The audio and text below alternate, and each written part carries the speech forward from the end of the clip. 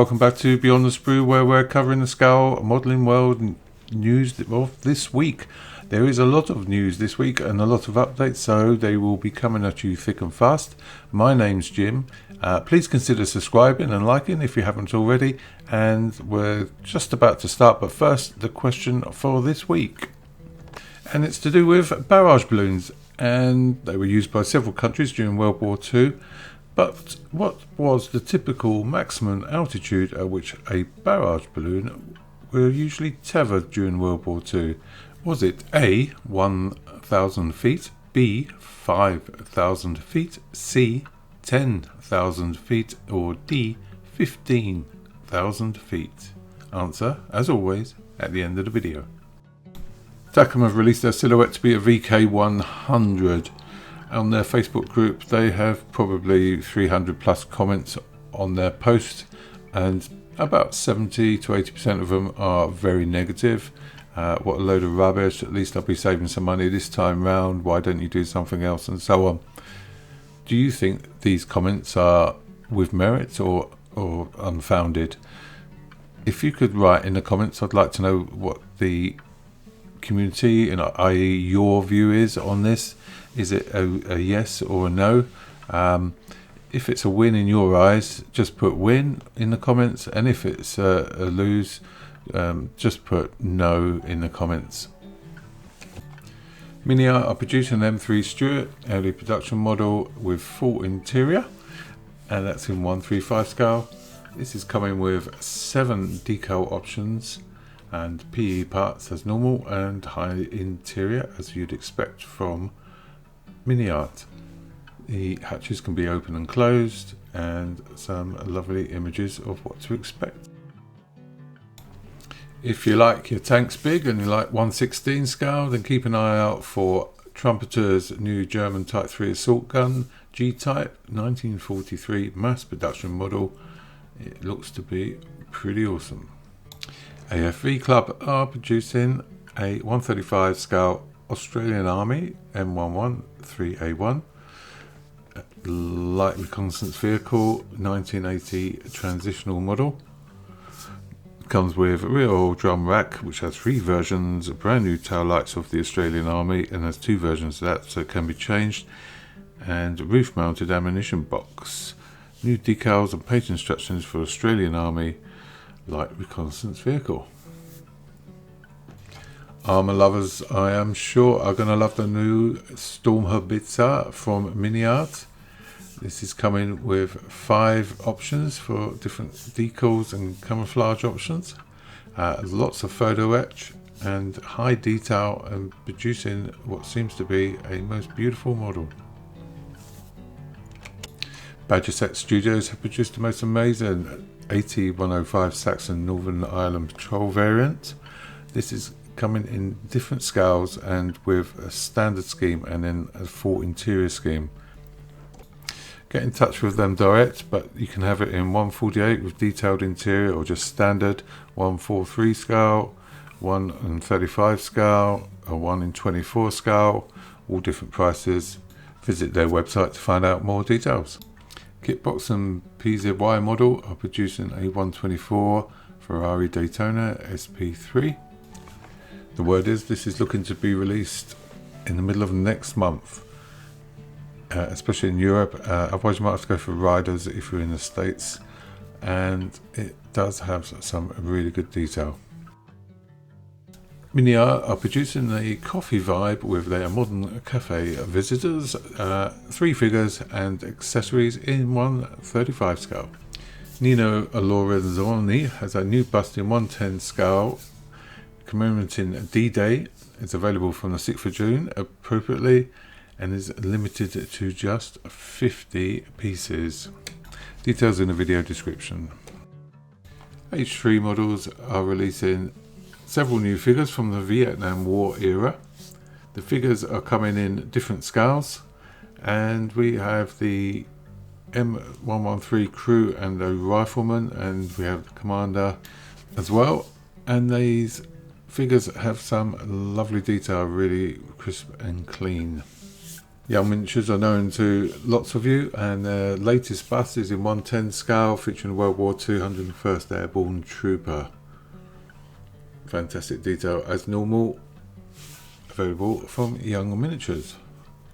And Airborne Miniatures are releasing in 116 and 19 scale a Waffen SS figure, again with fantastic details, available from Airborne Miniatures. Model U have announced a new set of RAF figures, RAF through the ages in different scales, 148, 172 and so on. You can even make them to order if you've got a weird scale, and various scenes from getting your hair cut to ground crew painting, all available from Model U. And these guys normally deal with railway, but they've ventured into these figures. Anyone familiar with Copper Slate models will respect that their attention to detail is excellent, and they're producing a Werner Voss, and he's posing with a motorcycle. This is coming in 132 and 135 scales, along with the motorcycle. Verifier are producing a new tooling of the Yamato, and that's coming in 1/350 scale. And Pit Road is producing a new ship of the JCG patrol vessel, the PLH 33. That's coming in 1/700 scale. And here we have some production shots from Pit Road. And Hobby Boss are making a 1/700 plan type 094 Jin class SSBN submarine. And French company L'Arsenal are making 3 different scales of the Ruby class SNA submarine.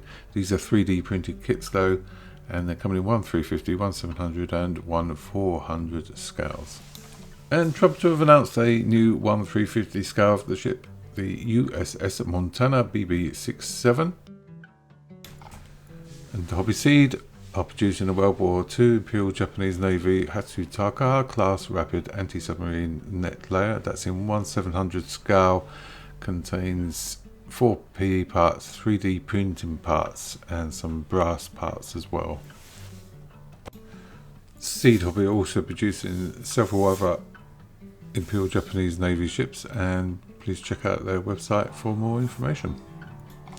And Magic Factory are on the case as well with a new ship in the 1/350 scale of the plan type 054B frigate.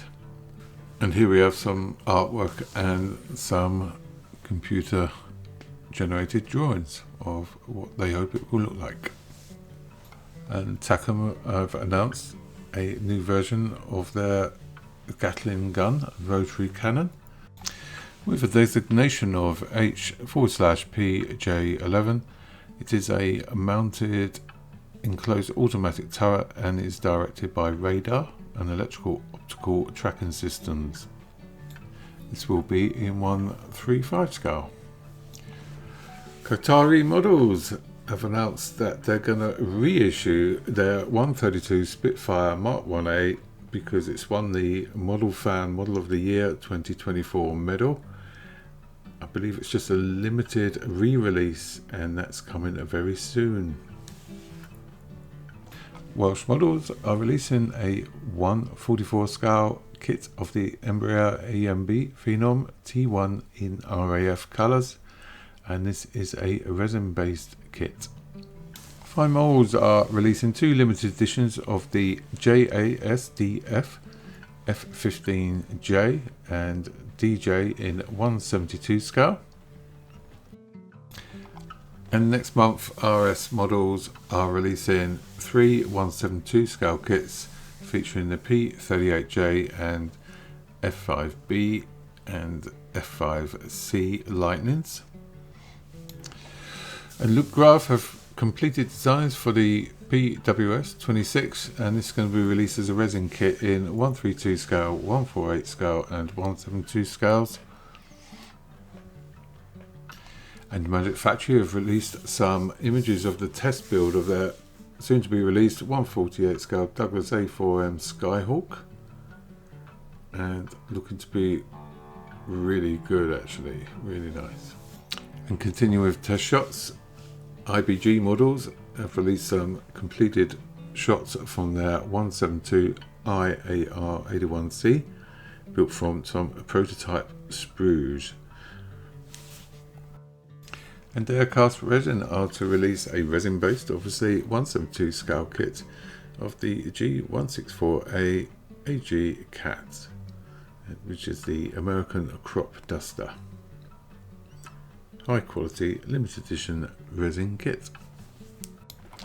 ANA models are to release in June the version of the Northrop F-15, and this is the reconnaissance aircraft often used in photo reconnaissance missions over the Korean Peninsula in the 50s.